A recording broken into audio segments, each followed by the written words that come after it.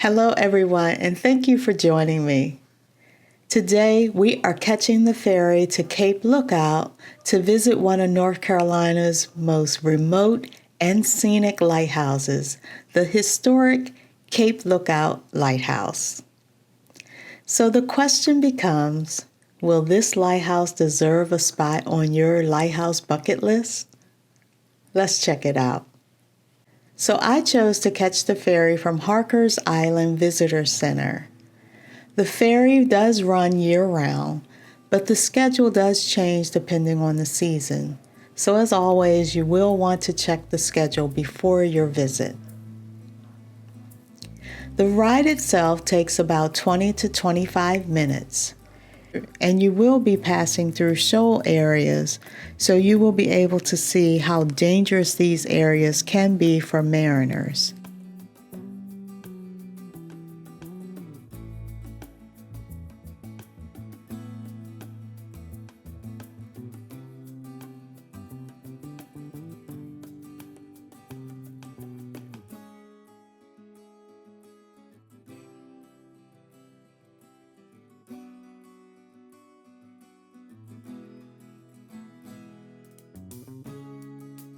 You will also be able to get some great photo ops of the Cape Lookout Lighthouse rising above the shoreline in the distance. If you're lucky, you will also be able to spot the Shackleford Bank horses grazing near the coastline. If you'd like to stop and explore Shackleford Banks, you can purchase a combo ticket at the Visitor Center for $30. This will allow you to see the wild horses and beaches up close before going to Cape Lookout. Constructed in 1859, the Cape Lookout Lighthouse was built to warn mariners of the dangerous Cape Lookout shoals, which stretch about 10 miles southeast of Cape Point. The current tower replaces a shorter tower that was built in 1812. Cape Lookout was North Carolina's first brick lighthouse that was designed with a double wall structure, an innovation that allowed for taller, more durable towers. The lighthouse stands 163 feet tall with 207 steps leading to the gallery deck.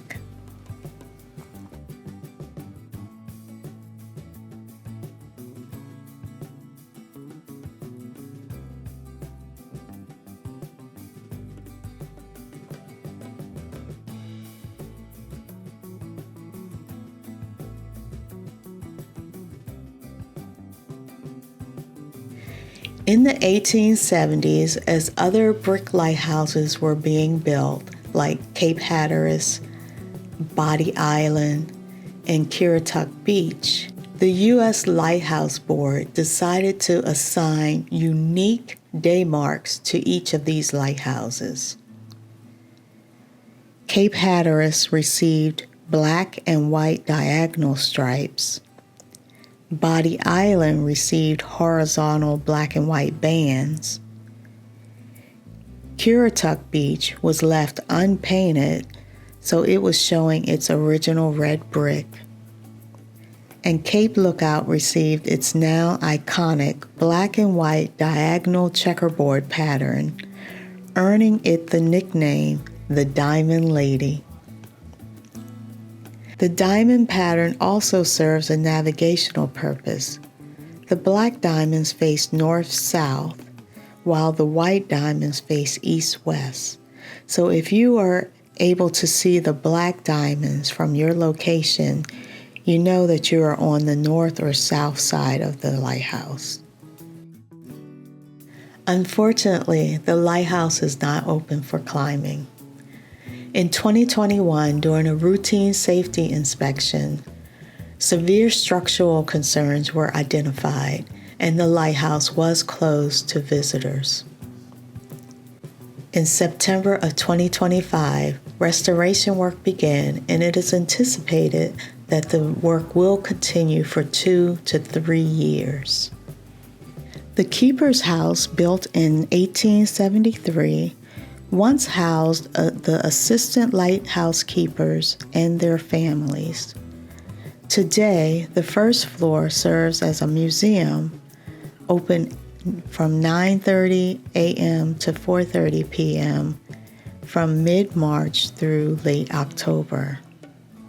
Inside, you'll find exhibits on the U.S. Lighthouse Service and the U.S. Life-Saving Service, along with stories about the families who kept the Cape Lookout light shining.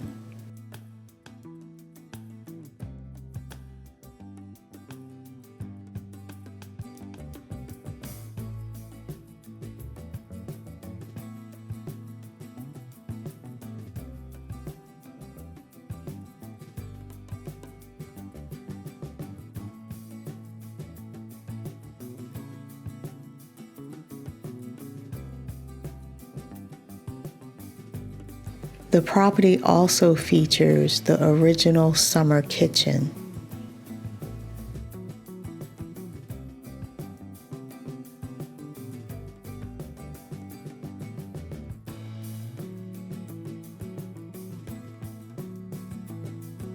The 1907 keeper's quarters, which was used by the head keeper and his family, along with several outbuildings, were destroyed over time. There are interactive placards throughout the grounds that help orient visitors to the layout and history of the site. Since the lighthouse was not open for climbing, it was really helpful to see these placards with the views from the top.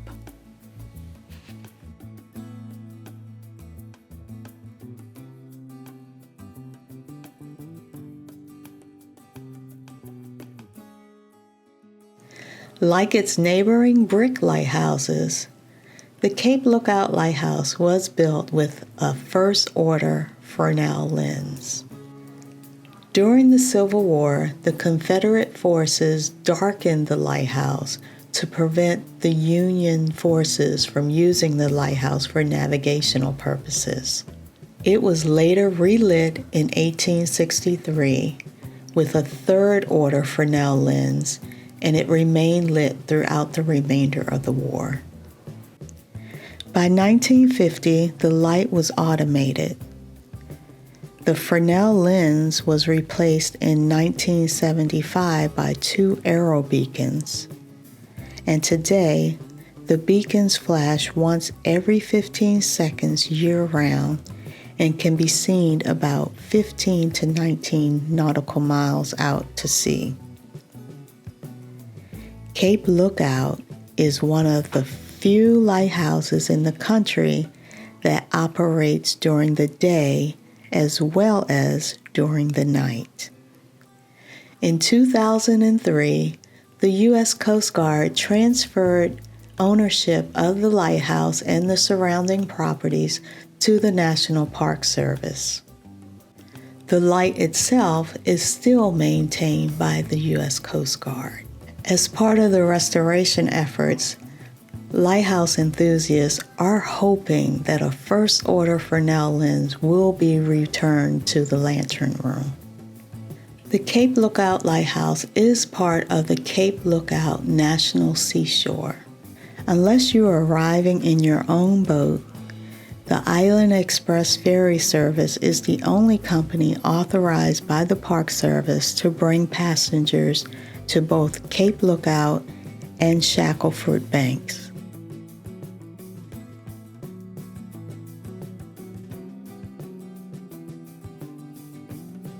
Like our trip to Old Baldy, this trip will require an investment.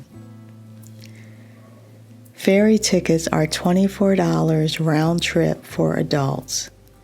Thankfully, parking is free at the Harkers Island Visitor Center. So what are some things you can do while you're visiting the Cape Lookout Lighthouse? So Cape Lookout is as rustic and natural as it comes.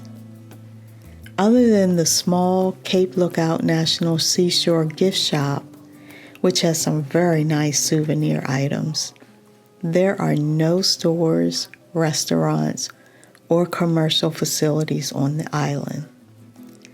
So you will need to be sure to bring any food, water, sunscreen, and definitely bug spray with you.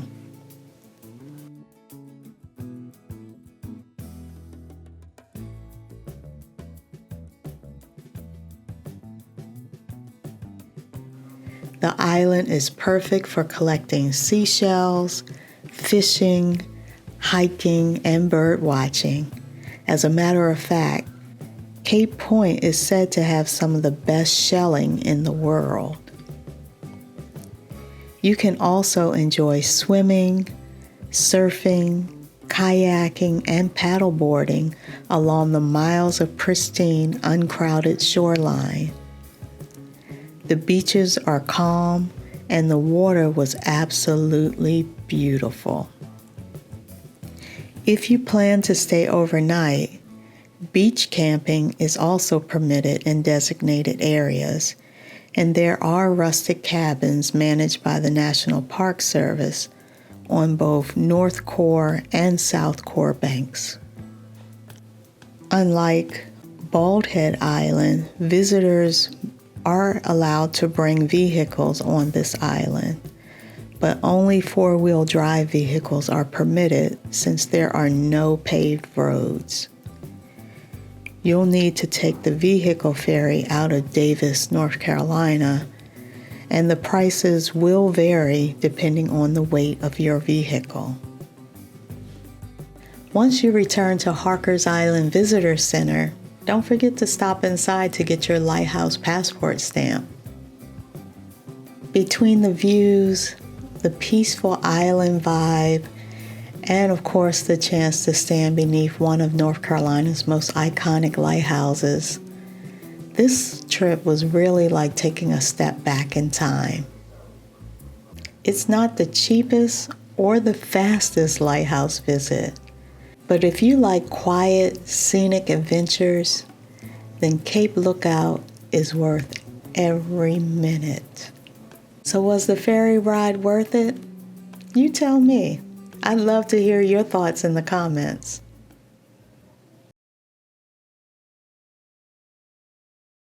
While Cape Lookout was our final stop along the North Carolina coast, I couldn't leave North Carolina without checking out this one last lighthouse.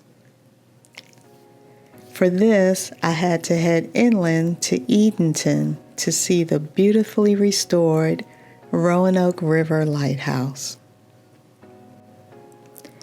Built in 1886, this screw-pile lighthouse originally guided ships entering the Roanoke River.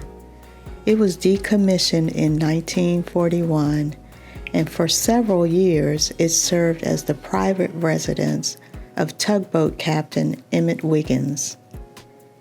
In 2007, the Edenton Historical Commission purchased and restored the lighthouse, opening it to the public in 2012. Today, it stands proudly along the harbor, offering a stunning glimpse into North Carolina's maritime past.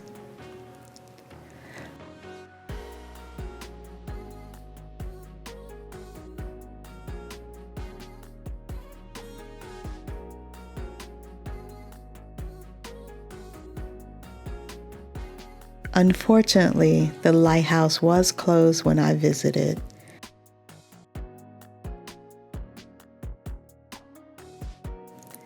But the waterfront area was absolutely lovely. It was really full of small town charm. It's easy to imagine waterfront festivals and holiday parades along Main Street.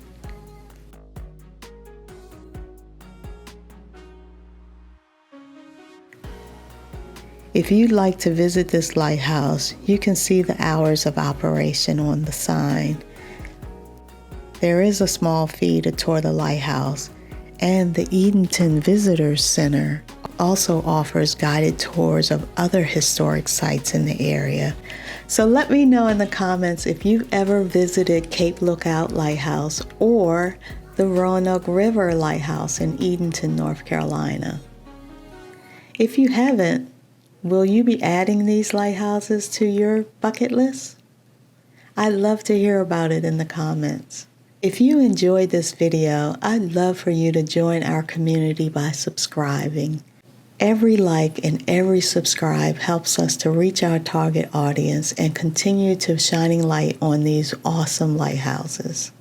Up next, we're going to wrap up our North Carolina lighthouse journey, and then we're going to head north to New Jersey for a new adventure, and that's the 2025 New Jersey Lighthouse Challenge.